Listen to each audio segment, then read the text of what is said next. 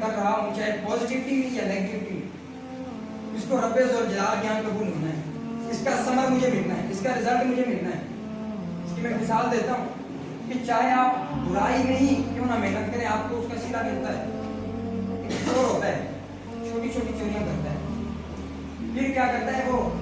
بڑی چوریاں شروع کر دیتا ہے، پھر ایک وقت آتا ہے اسے لوگ ڈاکو کہتے ہیں، لوگ اسے ڈرتے ہیں اور یہ بڑا ڈاکو ہے، حالانکہ ہے نیگیٹیوٹی۔ یہاں پہ آصف علی واصف کا بہترین قول، آپ فرماتے ہیں رات کو جاگنے والوں کے آدھے سے کی وجہ سے کھل جاتے ہیں، کیونکہ وہ رات کو جاگتا ہے، وہ رحمان کے لیے نہیں جاگتا، وہ جاگتا اپنے پیٹ کے لیے،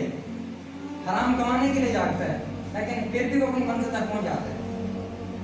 سوچیں کہ اگر ہم پازیٹیوٹی کے لیے کھڑے ہیں، معاشرے میں ہم کو کنٹریبیوشن کے لیے کھڑے ہیں، زندگی میں اگر ہماری ذات سے کوئی پازیٹیو چیز نہیں پھیلتی تو نیگیٹو چیز پھیلانے کا بھی ہمیں حق نہیں ہے۔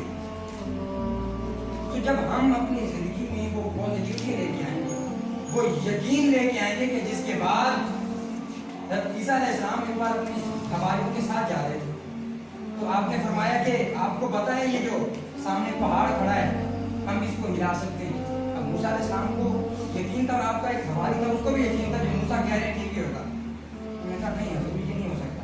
آپ اپنے حواری کو حکم دیا، کیونکہ اگر آپ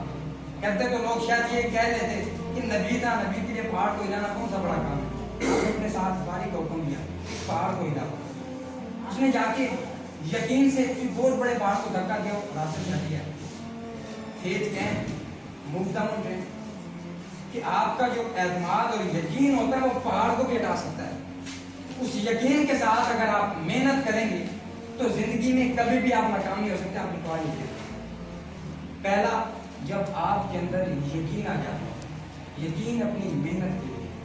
یقین آپ کی اسٹرگل کے لیے، یقین آپ کے فوکس کے لیے، یقین آپ کی پازیٹیوٹی کے لیے، یقین آپ وہ جو برائی کا کام چھوڑیں صرف رب کی رضا کے لیے، کیونکہ رب کو منظور نہیں میں نے نہیں کرنا، اس کا ثمر بھی رب نے آپ کو دینا ہے۔ وہ یقین کہ جب آپ کے ہاتھ آپ کے ساتھ دوست آ چکا ہے، وہ آپ کو کہیں لے کے جانا چاہتا ہے، آپ کا ٹائم ویسٹ ہوگا لیکن پھر بھی آپ رب کی رضا پہ یقین مانتے ہیں کہ اگر میں چلا گیا تو مجھ سے برائی ہوگی، میرا رب مجھ سے ناراض ہو سکتا ہے، سو میں نہیں جا سکتا۔ وہ یقین کہ جو آپ کو پازیٹیوٹی کی طرف لے کے آتا ہے، تو پھر آپ وقت کے امام بن سکتے ہیں۔